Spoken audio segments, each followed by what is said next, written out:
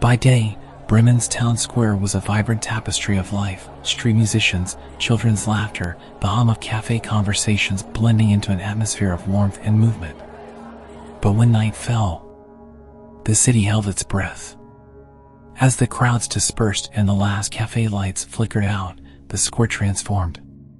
The silence wasn't ordinary, it was expectant, as if the darkness itself was waiting.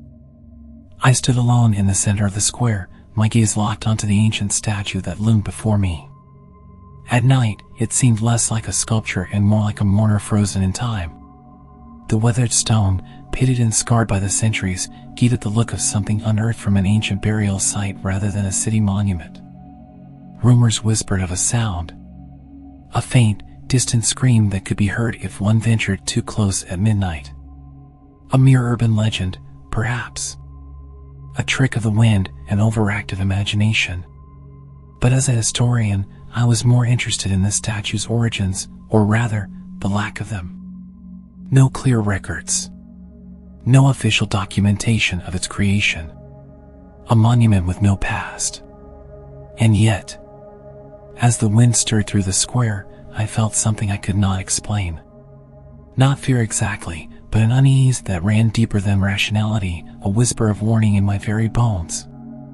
The shops were dark, their windows like blind, unseeing eyes. The only remaining light came from the flickering street lamp beside the statue, its glow erratic, uncertain. I stepped forward. Each movement felt heavier than it should have, as if the air itself resisted my presence. The silence stretched, thickened. The only sound was the quiet scrape of my shoes against the cobblestones. I reached out, pressing my fingers against the cold, uneven surface of the statue. The stone was rough, coarse beneath my touch. But beneath that, something felt wrong. Like there was something else beneath the stone. Something that wasn't meant to be touched. I closed my eyes, listening. And then, I heard it. At first, it was no more than a whisper carried on the wind, barely distinguishable from the rustling of empty streets. But as I held my breath, straining to truly listen, the whisper became something else. A muffled, wavering sound. A cry. Not wind. Not distant traffic. A voice. A faint, despairing wail, buried beneath layers of stone and time. Something was inside. The realization crashed over me like a wave of ice. I snapped my eyes open, stumbling back, my heartbeat hammering against my ribs. Cold sweat traced a path down my spine, my mind grappling with explanations. Resonance. A trick of sound. A distortion caused by the wind against the hollow interior of the statue. It wasn't real. It wasn't real. But the feeling would not leave me. I looked up at the statue's face. Its deep-set eyes, worn smooth by centuries of rain, seemed to stare through me, a void where something once had been. And just before I turned to leave, I saw it. The statue's mouth. During the day, it had been sealed shut, a neutral, expressionless figure. But now, there was a thin, jagged crack at the lips. As if it had begun to open. I couldn't shake what had happened that night. The sensation in the square, the faint wail, the feeling of being watched, it refused to leave my mind.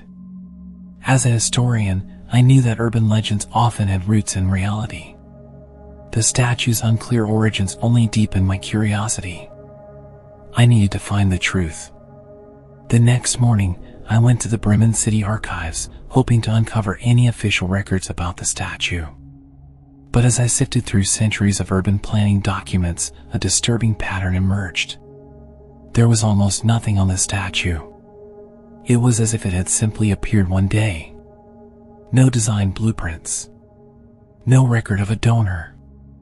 Not even an official statement explaining why it had been erected. The only lead I found was in an 18th century newspaper, which mentioned a sculptor named Albert Strauss.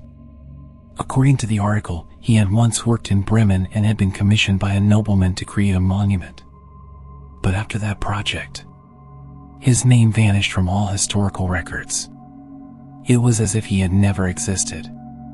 Then, in an even older manuscript, I found something that made my skin crawl. Shortly after the statue was erected, Bremen experienced a series of unexplained events.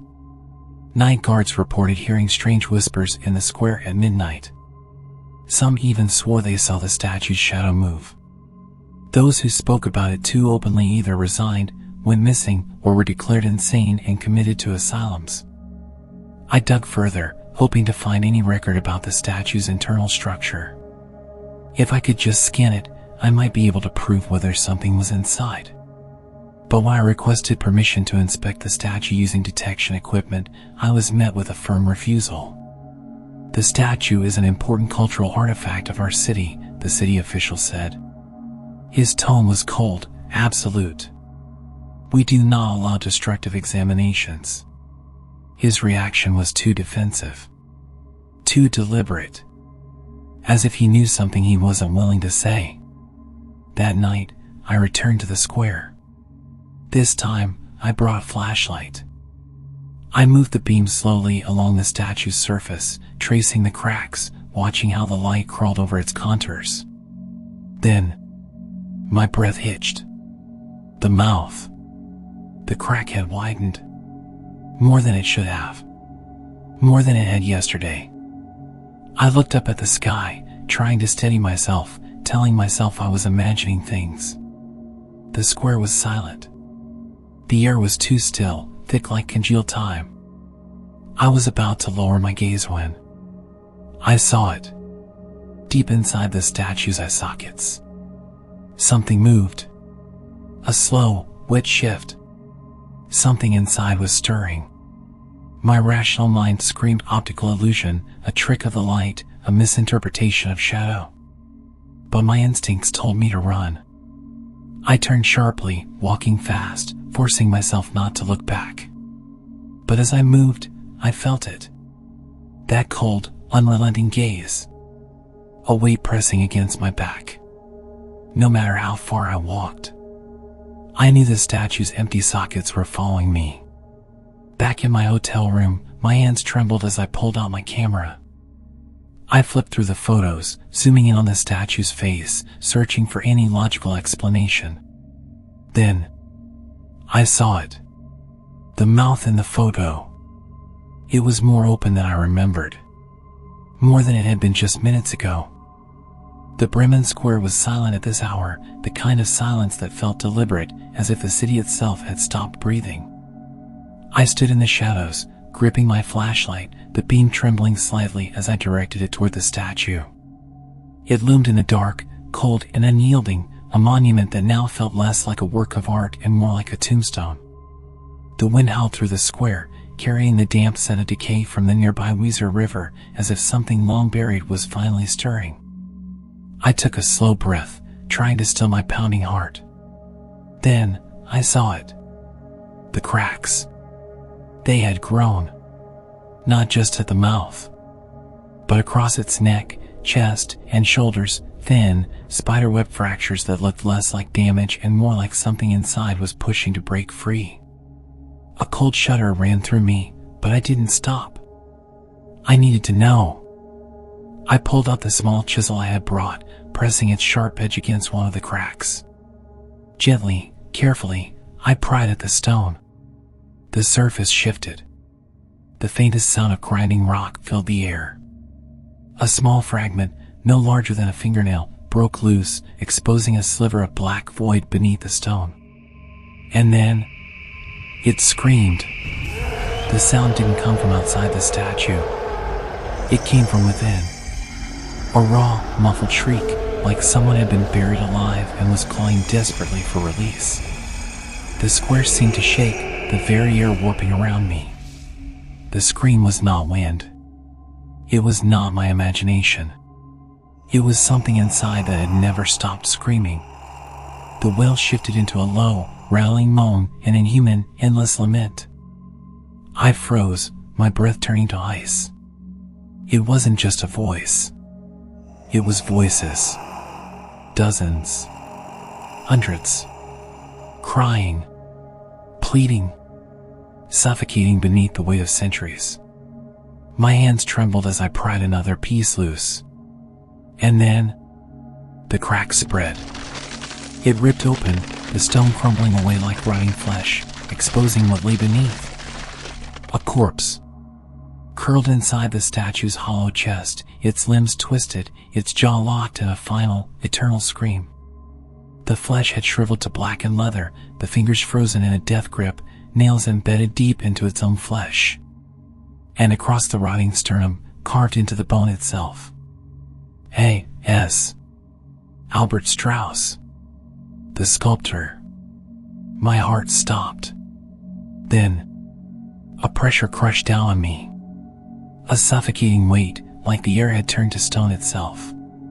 The whispers inside the statue rose to a fever pitch, a deafening chorus of suffering. I stumbled backward, nearly collapsing onto the cobblestones. And then, I saw it. The corpse's mouth moved. A faint twitch of the lips. A hint of a smile. As if it knew my fear. As if it had been waiting for me to see it. The wind stopped. The square became still, so still it felt like a graveyard. I didn't think. I ran. I sprinted through the square, heart hammering, my breath coming in ragged, shattered gasps. I didn't stop until I reached my hotel, slamming the door behind me, locking myself inside. But the whispers followed me. I didn't sleep. I couldn't. The scream stayed in my head, looping over and over, no matter how hard I tried to shut it out. By morning, when the first rays of light crept through the curtains, the whispers finally faded. But the fear did not. I called the police. I told them what I had found. But when they arrived at the square, the statue was untouched. No cracks. No corpse. As if none of it had ever happened. And the photos I had taken? All black. A few days passed. The nightmares began. I was inside the stone. I could feel the weight pressing in, my limbs locked in place, my mouth open in a silent scream. The rock grew tighter, heavier, burying me alive, crushing the air from my lungs. Until I jerked awake, gasping, drenched in sweat. Then, from the corner of my room, a whisper.